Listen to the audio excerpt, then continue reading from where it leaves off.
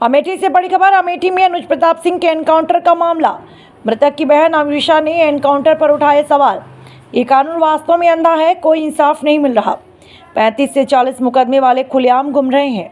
मेरा भाई निर्दोष था, उसको एनकाउंटर में मारा गया। सरकार के एनकाउंटर करने का रवैया ठीक नहीं। डकैती में शामिल सभी का एनकाउंटर होना चाहिए। सजा देने का काम कोर्ट का, एसटीएफ का नहीं। मेरे भाई को विपिन सिंह और अनुज ने फंसाया है। आपने पहले ही अंदेशा जताया था, क्या कहना चाहती हैं? सर, हम यही कहना चाहते हैं कि पुलिस की वर्दी दी गई है तो उसका गलत फायदा न उठाएं। जिसके ऊपर 36 केस है उसका भी इनकाउंटर करवा देते। जिसके ऊपर एक केस है बेगुनाह उनका भी इनकाउंटर करवा दिए हैं ये लोग। अगर इसमें 15 लोग शामिल हैं, 14 लोग शामिल हैं तो सबका इनकाउंटर होना चाहिए। ये जो दिखाते हैं ना, ये कानून वास्तव में अंधा है।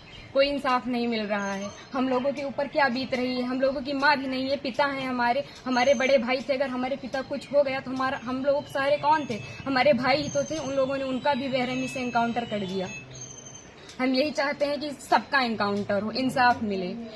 इस सरकार में हम अभी तक तो सरकार के खिलाफ कुछ नहीं बोल रहे थे, लेकिन वास्तव में जो हो रहा है बहुत गलत हो रहा है। ये नहीं होना चाहिए। चाहे फिर इसमें विपक्षी पार्टी हो या फिर कोई भी हो, कोई भी नेता हो, जो करवा रहा है बहुत गलत करवा रहा है। हम लोगों को इंसाफ मिलना चाहिए। ऐसा नहीं होना चाहिए था। जो किए हैं बहुत गलत किए हैं। भगवान तो उनको सजा देंगे ही, लेकिन उनको भी सजा मिलनी चाहिए कानून की तरफ से।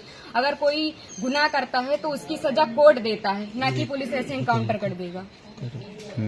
आपके भाई का क्या स्वभाव था? किस तरह से, कैसे आप लोगों के बीच में रहते थे वो? सर, हमारे भाई का स्वभाव एकदम सरल था। पढ़ने लिखने में भी अच्छे थे। हम लोगों के साथ एकदम फ्रेंड के जैसे बिहेवियर उनका था। और गए थे तो बात भी होती थी और हम लोगों से बहुत ज्यादा उनको लगाव स्नेह था, जैसे कि हर एक भाई बहन में होता है। और आज ये सुनने के बाद जैसे लग रहा है कि हम लोगों के जमीन पैर से एकदम खिसक गई हो। जो कानून ने किया उनको ऐसा नहीं करना चाहिए। अगर वो मिल गए थे, झूठी दिखा रहे हैं कि फायरिंग हुई, मुठभेड़ हुआ। अगर कोई छिप रहा है डर की कि हमारा एनकाउंटर ना हो जाए, तो ये झूठा अफवाह क्यों फैला रहे हैं कि फायरिंग हुई, मुठभेड़ हुआ? कुछ नहीं हुआ। उसमें फिर पुलिस को भी मरना चाहिए था ना। पुलिस का एनकाउंटर क्यों नहीं हुआ? आखिरी बार कब आए थे आपके भाई? आखिरी बार 3 जून को आए थे। 4 जून को उनका टिकट था, वापस चले गए थे सूरत, वहीं रहते थे। तो क्या एक साजिश था ताकि भाई की हत्या हुई? एसटीएफ ने कराया? और इसमें जो विपिन सिंह है और जो विनय शुक्ला हैं, वो हमारे घर पे आए थे, 3-4 बार आए थे। और हमारे भाई पढ़ाई करते थे। अभी तक हम ये सब बयान नहीं करना चाहते थे, लेकिन अब हम एकदम सच्चाई बता रहे हैं।